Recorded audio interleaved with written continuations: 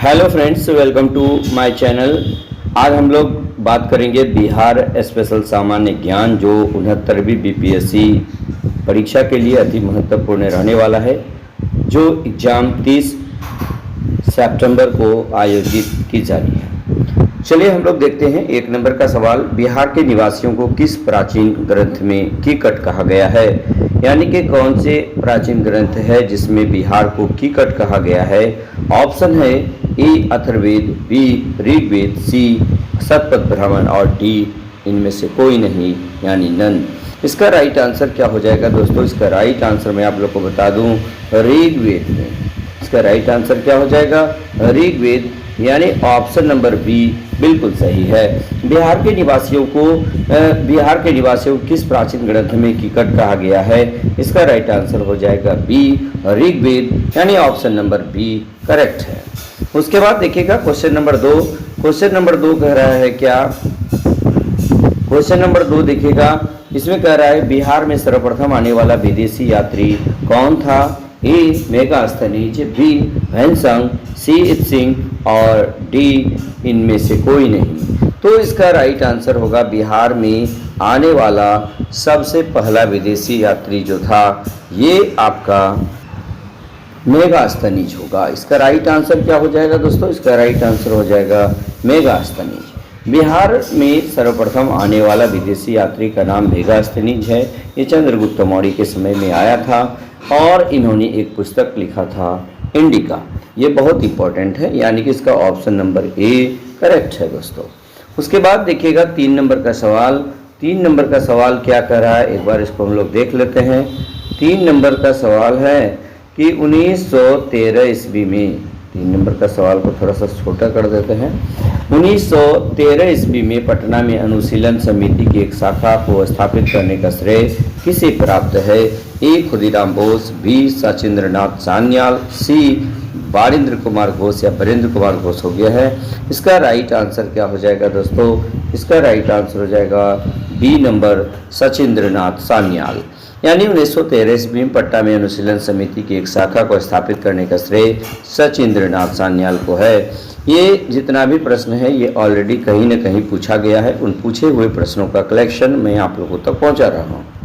उसके बाद देखिएगा 4 नंबर का सवाल।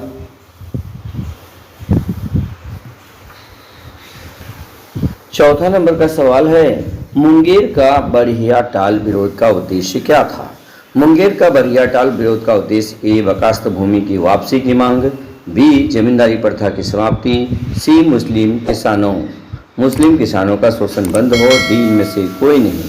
इसका राइट आंसर हो जाएगा ए, यानी बकास्त भूमि की वापसी की मांग मुंगेर के बरहिया टाल विरोध का मुख्य उद्देश्य था, यानी कि ऑप्शन नंबर ए इसका भी करेक्ट होगा।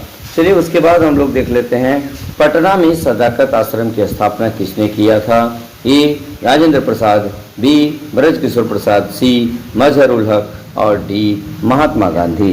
पटना में सदाकत आश्रम की स्थापना, इसका राइट आंसर हो जाएगा मजहरुल हक, यानी ऑप्शन नंबर सी करेक्ट है दोस्तों।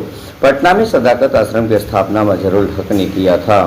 चलिए उसके बाद हम लोग देखते हैं 6 नंबर का सवाल। इसमें कह रहा है क्या?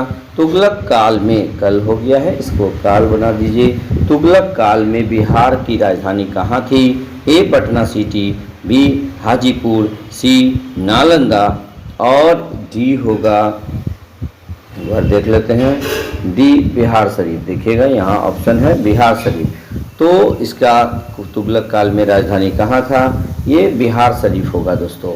चलिए अब हम लोग देखते हैं अगला नंबर का सवाल, यानी 7 नंबर का सवाल।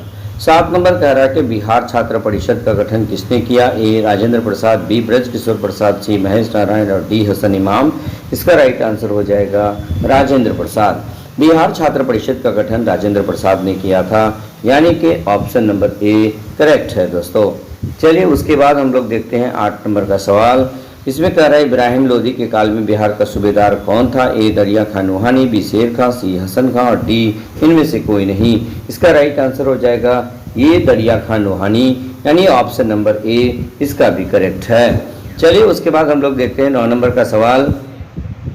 9 नंबर का सवाल है कि बिहार के नालंदा विश्वविद्यालय को नष्ट करने वाला निम्नलिखित में से कौन था? ए कुतुबुद्दीन ऐबक, बी बख्तियार खिलजी, सी गयासुद्दीन तुगलक और डी अलाउद्दीन खिलजी। तो इसका राइट आंसर हो जाएगा बी यानी बख्तियार खिलजी। बख्तियार खिलजी ने जो है ये नालंदा विश्वविद्यालय को नष्ट किया था। उसके बाद चलिए देखते हैं 10 नंबर का सवाल। चलिए 10 नंबर का सवाल इसमें कह रहा है क्या? 1942 के भारत छोड़ो आंदोलन, 1942 के भारत छोड़ो आंदोलन के दौरान उत्तरी बिहार नेपाल की सीमा पर किसने छापामार संघर्ष का नेतृत्व किया?